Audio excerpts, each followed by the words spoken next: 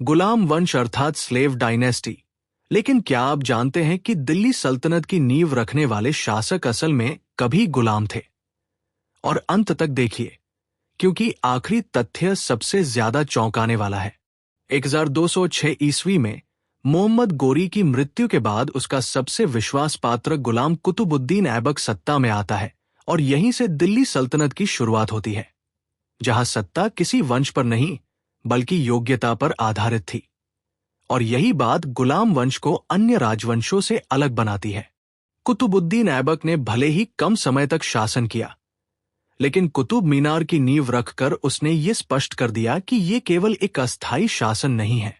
इसके बाद सत्ता इल्तुतमिश के हाथों में आती है, जिन्हें इतिहासकार दिल्ली सल्तनत का वास्तविक संस्थापक मानते हैं, क्योंकि उन्होंने प्रशासन, मुद्रा व्यवस्था और कानून व्यवस्था को एक ठोस स्वरूप दिया।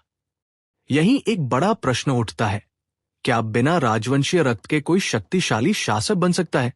इल्तुतमिश की पुत्री रजिया सुल्तान इसका उत्तर है, जो मध्यकालीन भारत की पहली महिला शासक बनी।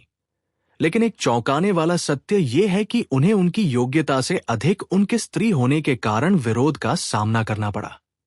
इसके बाद सत्ता बलबन के हाथों में आती है, जो ये मानता था कि राजा पृथ्वी पर ईश्वर की छाया होता है, और इसी सोच के तहत उसने कड़ा प्रशासन, गुप्तचर व्यवस्था तथा शक्तिशाली अमीरों पर नियंत्रण स्थापित किया। लेकिन यही कठोर नीति आगे चलकर गुलाम वंश के पतन का कारण भी बनी।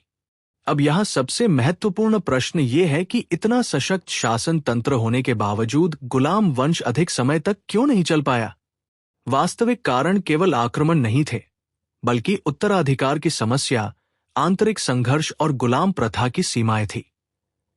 क्योंकि जब प्रत्येक शासक शक्तिशाली होगा, तो निष्ठा से अधिक महत्वाकांक्षा बढ़ेगी। यही कारण है कि 1290 ईस्वी में खिलजी वंश का उदय होता है और गुलाम वंश इतिहास बन जाता है। लेकिन सोचिए, यदि ये गुलाम शासक न होते, तो क्या दिल्ली सल्तनत का अस्तित्व संभव हो पाता?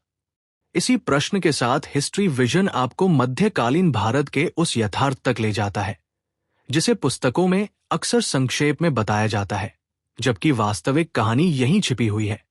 और अंत तक बने रहिए, क्योंकि अगली वीडियो में हम देखेंगे कि खिलजी वंश ने इस पूरी व्यवस्था को किस प्रकार बदल दिया।